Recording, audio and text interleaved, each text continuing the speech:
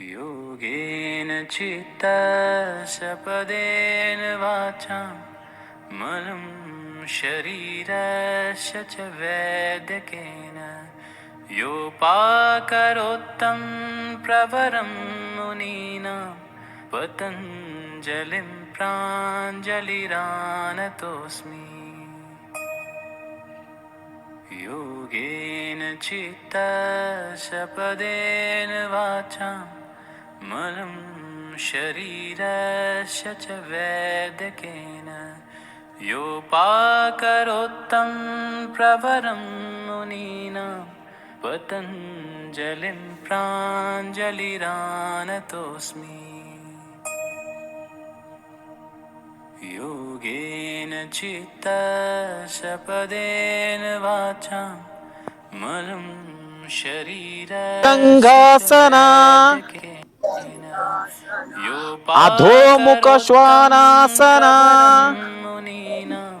पतञ्जलिं ಏಕಪಾದ ಪ್ರಸರಣಾಸನ. ಕಾಲಾಗಲ ಇಟ್ಕೊಳ್ಳಿ.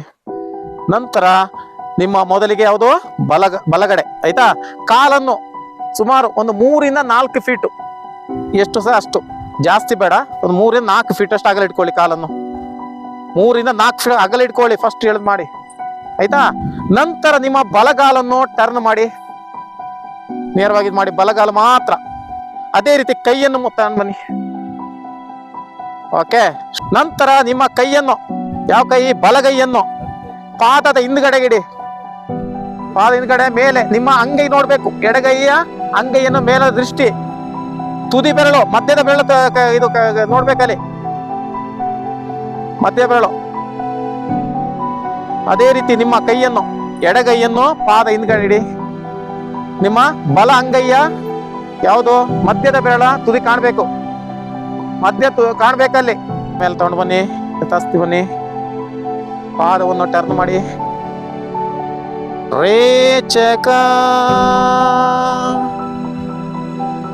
ಪೂರಕ ರೇಚಕ.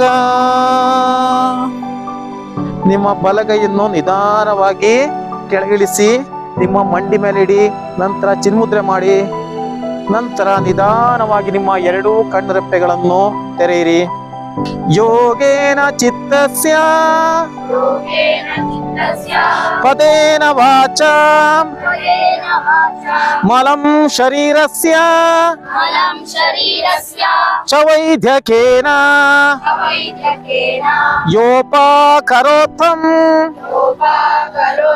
ಪ್ರವರಂ ಮುನೀನಾಂ ಪತಂಜಲಿಂ ಪ್ರಾಂಜಲಿರಾನತೋಸ್ಮಿ.